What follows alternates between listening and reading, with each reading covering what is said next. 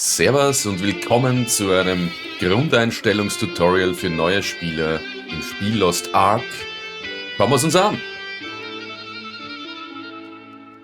Tipp Nummer 1 wäre Links-Rechts-Klick bei der Maus verstellen. Wenn man am Anfang bei der Charaktererstellung beim ersten Mal sich vertan hat und dann möchte mit links sich bewegen und mit rechts angreifen oder man möchte mit rechts sich bewegen und mit links angreifen, das kann man umstellen im Spiel. Escape-Taste drücken, dann auf Einstellungen, dann kampfbezogene Einstellungen, dann scrollen wir hier runter zu Kampfeinstellungen und da Angriff mit rechter Maustaste, mit Rechtsklick. Wenn wir das anwenden, OK drücken, dann gehen wir mit rechts und schießen mit links. Und wenn wir das wieder ändern wollen, machen wir dasselbe und sagen einfach kampfbezogene Einstellungen, Angriff mit Rechtsklick. So habe ich es in dem Spiel am liebsten. Mit Linksklick gehe ich herum, mit rechts schieße ich. Wir bleiben gleich in dem Fenster Kampfeinstellungen und haben hier F-Korrektur. Das habe ich deaktiviert. Standardmäßig ist es aktiviert, aber deaktivieren bedeutet, dass man mehr Freiheiten hat, manuell zu zielen. Ist das aktiviert und man hat den Cursor über einen gegnerischen Mob, über ein gegnerisches Monster, dann zielt automatisch das System dorthin. Das heißt, wenn man einen Schaden hat, der quasi eher in die Mitte der Monster ziehen sollte, dann kann es sein, dass der an den Rand geht. Hat man vielleicht öfter schon bemerkt mit den Langwaffen, nicht? Also mit dem Snipergeschoss und so weiter. Also es ergibt schon, es macht mehr Sinn und gibt dir mehr Kontrolle, wenn du das ausschaltest. Ist ein bisschen mehr Arbeit, aber dann musst du halt selbst zielen und das ist im Kampf sicherlich von Vorteil, wenn man sich das aneignet. So, für die Leute, die sich mehr mit Dungeons und Raids beschäftigen und die einen Dungeon oder Raid halt öfter hintereinander machen, denen ist sicher schon aufgefallen, dass die Zwischensequenzen immer wieder kommen und man sie mit Escape wegtut. Es ist Common Sense, es ist einfach Übereinkommen, wenn man mit anderen Leuten spielt, die man nicht kennt vor allem, dass man einfach diese Sachen skippt. Das ist fast in jedem Rollenspiel so.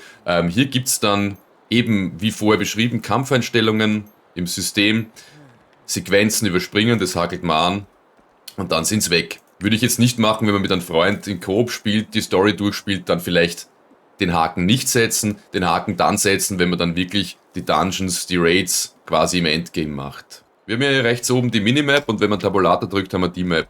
Wenn man auf das Transparenzzeichen hier klickt, können wir die beiden Maps gleichzeitig verstellen, mehr Transparenz hinzufügen oder weniger Transparenz hinzufügen. Je nachdem, welche Vorlieben man hat, will man weniger sehen. Ich meine, mir reicht es, wenn es in etwa so ist, dass ich ein bisschen mehr sehe vom Spieler, dass ich weiß vom Spieler, dass ich es öfter ein- und zuschalten kann. Wenn man es ganz, ja, das ist eine Einstellungssache, die man den persönlichen Präferenzen zuordnen kann, ne? Ich mag den Cursor zwar, aber falls ihr ihn ändern wollt, habt ihr die Möglichkeit, die Steuerungstaste auf der Tastatur zu drücken und das mittlere Mausrad zu drehen. Dann könnt ihr zwischen verschiedenen Farben des Cursors wählen. Vielleicht ist es für den einen besser, wenn er eher dunkel ist oder wenn er eher heller ist. Ich persönlich finde den, wie er ist, ganz super. Aber das ist eine Möglichkeit, dass man es einstellen kann. Wenn ihr euch schon immer gefragt habt, wo die Twitch-Drops geblieben sind, die findet man da oben. Unter dieser Schachtel, da steht dann meistens +1, wenn was da ist, wenn nichts da ist, steht dann nichts. Dann sieht man, aha, das ist die Kiste, die ich gestern gekriegt habe, weil ich einen Streamer zugeschaut habe. Kann ich abholen, beanspruchen. Fertig. Kleiner Bonus-Tipp am Schluss, der jetzt nichts mit den Einstellungen zu tun hat, aber da muss ich auch noch dran schleifen.